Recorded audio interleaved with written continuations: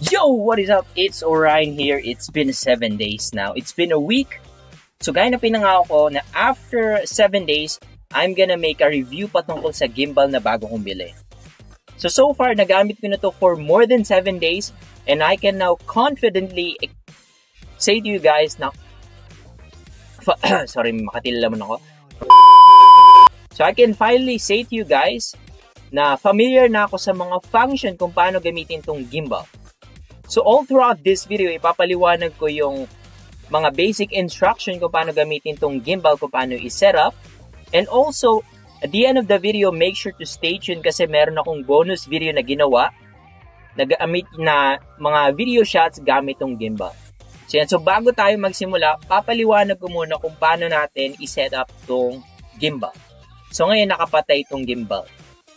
Pag binili natin to, pag in-unbox natin to, so nasa loob ng box, usually nakatupito na ganito.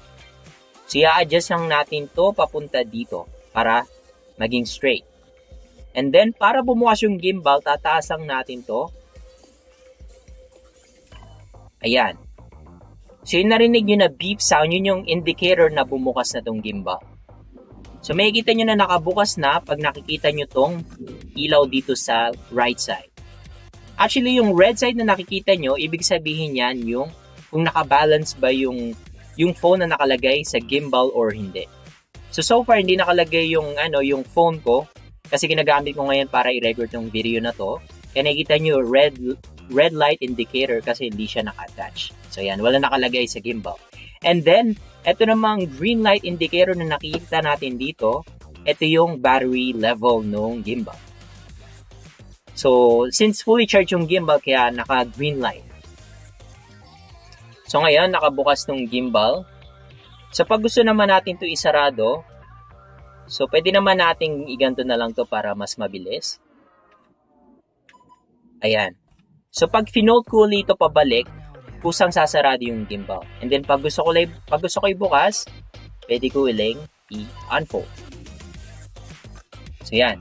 So, pwede rin naman kung ayaw natin na automatic, pwede naman nating pindutin tong switch button. Ito yung on and off. So, kung makikita nyo, zoom in. Itong H button na to, ibig sabihin nito yung on and off. So, pipindutin lang natin for 5 seconds and then 3 seconds and then mamamatay yung gimbal. And then, pag pinindot uli natin, bubukas uli yung gimbal. And then, kung makikita nyo dito, itong pinakamalaking pindutan, ito yung cursor. So, ito yung para ma-adjust yung phone, kung left, yung up, down, left, right. So, ito yung manual controller. And then, dito sa taas, right below nitong H button, yung makikita nyo dito na merong red dot sa gitna. So, pag nagpe-play kayo ng video, nagtitake ng picture, ito yung yung stop or go. And then, ito yung sa baba naman, yung makikita nyo na merong circle sa gitna, white circle. Ito naman yung pag gustong i-adjust yung phone kung portrait mode or landscape mode. So usually, pag binukas natin yung phone, naka-portrait mode. So para mag-adjust siya ng landscape mode, pipindutin lang natin to ng 2 times. So since hindi natin hawak yung phone ngayon, kaya hindi ito gagana. So yan. So papaliwanag ko naman yung mga basic functionality nitong gimbal. So dito, kung makikita natin, ayan.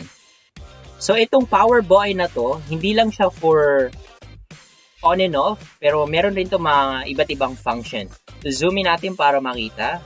Ayan. So, pag pinindot ko to ng 1 time, so makikita nyo, walang nangyayari.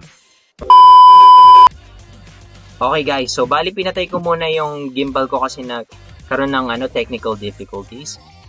So, etong power button na nakikita nyo dito sa taas, hindi lang siya for on and off. So, meron itong mga iba't ibang function. So, bago natin pindutin yung power button, usually itong gimbal nakaset siya sa 3 times axis mode. So, gamit yung yung mode na yon.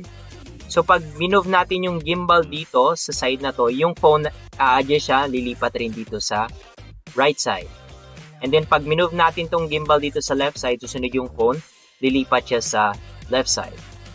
And same thing with up and down. And then, pag pinindot naman natin ulit ito, so magiging tilt lock mode.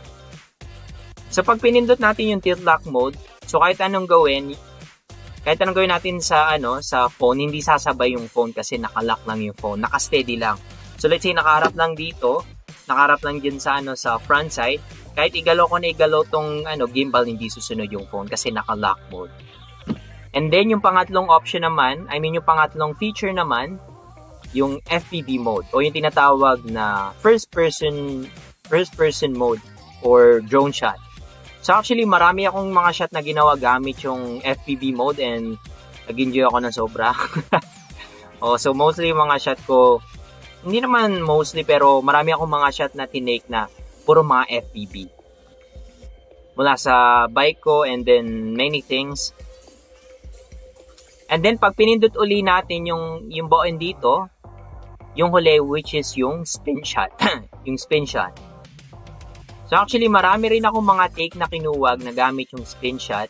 So may mga places rin ako na pinuntahan and sobrang nakaka-amaze talaga yung mga feature nakaka-amaze talaga yung function ng spin shot. Talagang it kinda adds cinematic sa mga video na ginagawa ko. So yun yung mga function nitong gimbal. At isa pa sa mga magandang feature nitong gimbal na to, yung motion tracker. So actually nasubukan ko na rin yun. Merong sariling app kasi itong gimbal mismo. So kaso lang medyo laggy pero doon naman sa application, nasubukan ko na rin yung yung motion tracker. At saka talagang sumusunod sa akin. Yung kahit saan ako magpunta, left, right, and then diretso. Hindi ko kailangan hawakan yung phone ko from time to time kasi i-adjust ko yung different angles kumpara ng naka-manual lang yung phone ko gamit yung normal selfie stick. So, kailangan ko pa i-adjust.